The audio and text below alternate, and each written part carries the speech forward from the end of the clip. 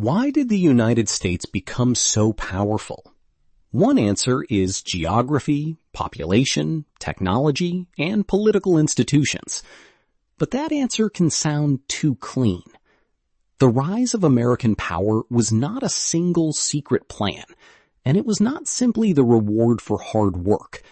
It was a long historical process in which abundant land and resources, forced labor, public spending, corporate power, war, and global finance repeatedly reinforced one another. The word dark here does not mean hidden documents or a conspiracy.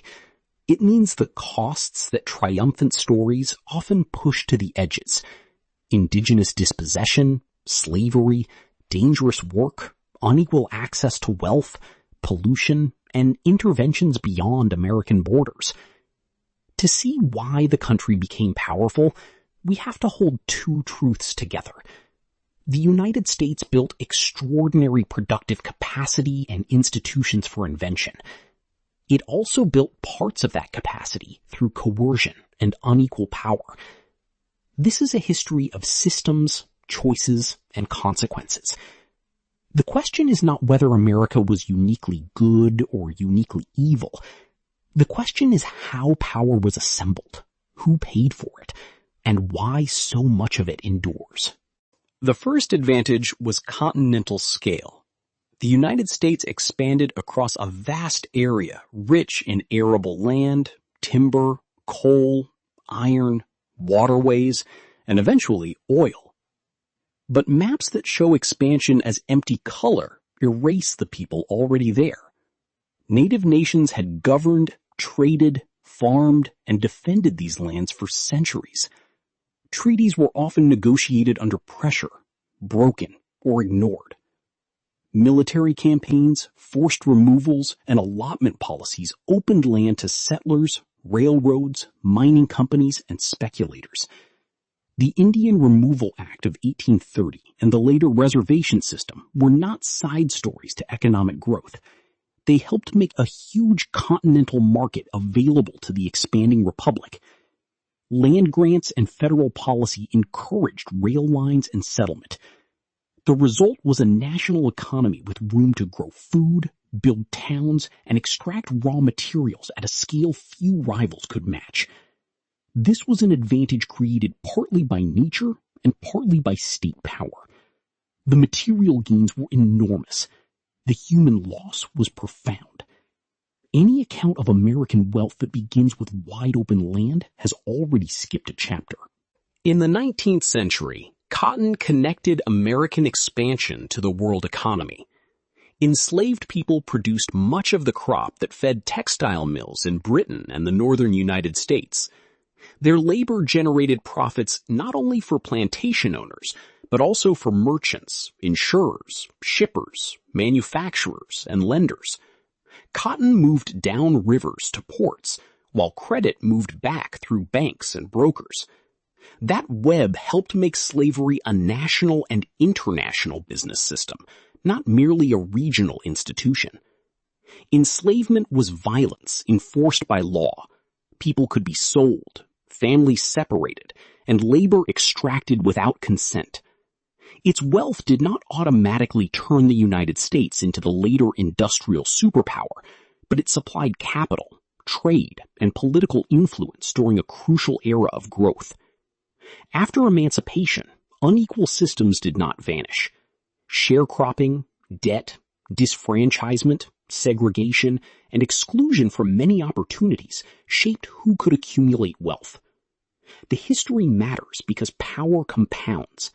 Assets, education, property, and connections pass through generations, while barriers did too. Prosperity was built, but its foundation was never equally shared. The railroad turned distance into a business opportunity.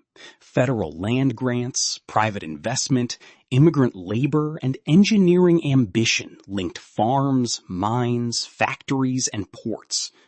Chinese laborers in the West, Irish immigrants, black workers, and migrants from across Europe did much of the difficult work of building the networks that tied the country together. Railroads standardized time, expanded national markets, and made it easier to move people, soldiers, information, and goods. They also displaced communities, imposed harsh work conditions, and concentrated enormous power in private companies. Around the tracks grew the factory nation. Steel, machinery, meatpacking, chemicals, and electrical equipment transformed American cities. The country had raw materials, a growing workforce, protective tariffs, and a very large internal market.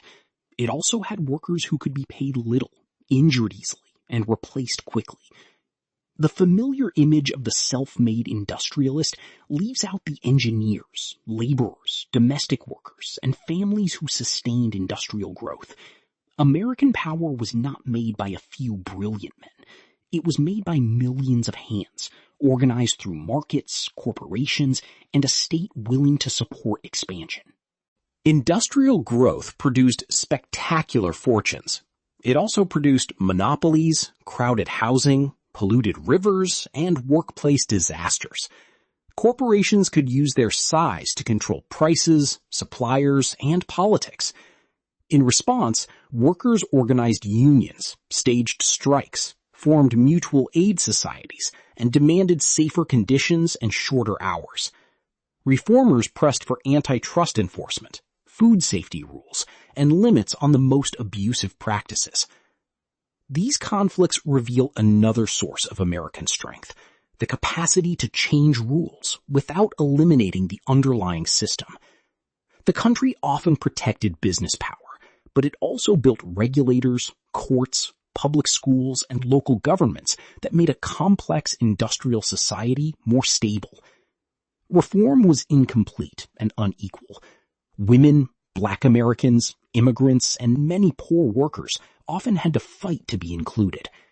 Still, the contest mattered. It helped produce a labor force that was more educated, healthier, and more capable of using complex technology. In other words, social conflict was not simply an obstacle to power. At times, it forced institutions to become more durable. The bargain was never fair, but pressure from below shaped the nation that emerged. Coal, oil, and electricity multiplied what factories, farms, and armies could do. American industry learned to produce standardized goods at enormous scale. Assembly lines reduced costs, advertising and consumer credit expanded demand. The same productive system had an international side. The United States acquired overseas territories after the Spanish-American War, asserted influence in the Caribbean and Pacific, and increasingly treated foreign markets and shipping routes as strategic concerns. American diplomacy, finance, and military power did not always move together, but they increasingly supported a global commercial presence. This does not mean every foreign action was caused by business interests. History is more complicated than that. Security fears, ideology, domestic politics, and genuine alliances also mattered. Yet power abroad gave American firms and policymakers more room to act, while access to resources and markets strengthened power at home. Industrialization also created costs that were delayed rather than erased. Smog, extraction, carbon emissions, and communities whose land or health was treated as expendable. Cheap energy made abundance possible. It made a bill for the future, too. The World Wars accelerated American power. During the Second World War, the United States mobilized factories, science, agriculture, and transportation on a vast scale. Workers built aircraft, ships, trucks, and supplies in numbers that overwhelmed the Axis powers. Geography mattered. The mainland avoided the physical destruction suffered across Europe and Asia. When the war ended, the United States possessed an immense industrial base, military reach, and financial influence. It helped create institutions such as the United Nations, the International Monetary Fund, the World Bank, and the system often called Bretton Woods. The dollar became central to global trade and finance, supported by the size of the American economy and confidence in its institutions. The post-war order also had shadows. Cold War competition encouraged covert action, military alliances, arms spending, and interventions whose consequences were felt most sharply by people outside the United States. Some policies defended allies and deterred adversaries. Others undermined democratic movements or intensified conflict. The lesson is not that American leadership was fake. It is that leadership, security, and domination could coexist in the same policy. One of the least appreciated parts of the story is public investment. Private entrepreneurs became famous, but governments and public institutions helped build the conditions in which innovation could flourish. Land-grant colleges expanded technical education. The federal government financed roads, ports, research, public health, and agricultural extension. During the Cold War, defense and space programs funded work in computing, communications, materials, aviation, and electronics. The Internet itself grew from publicly supported research networks before becoming a commercial platform. Immigration also brought scientists, engineers, entrepreneurs, artists, and workers whose ideas became part of American capacity. This does not diminish private enterprise. It corrects the picture. Innovation is rarely a lone inventor in a garage. It is an ecosystem. Trained people, patient research, reliable infrastructure, legal protections, universities, customers, and often public money willing to take early risks. The dark side of the same system is that benefits are often privatized while costs are shared. Taxpayers can fund the foundation, workers and communities can absorb the risk, investors can capture the gains. Understanding that pattern helps explain both American dynamism and American inequality. By the late 20th century, American power rested not only on factories, but on finance, software, media, military alliances, higher education, and the dollar. Global supply chains let companies design in one country, manufacture in another, and sell almost everywhere. This created cheaper goods and new connections, but it also weakened some industrial towns and made workers compete across borders. Financial markets grew faster than many governments could regulate them. The crash of 2008 showed how risks created in complex institutions could be passed to households and taxpayers. Meanwhile, racial wealth gaps, unequal schools, unaffordable housing, and concentrated corporate power reminded the country that national wealth is not the same as shared security. There was another tension. The United States often speaks the language of open markets and democracy while pursuing strategic advantage, protecting favored industries, or partnering with authoritarian governments. That contradiction does not erase its real achievements. It does mean that power should be judged by its effects, not only its slogans.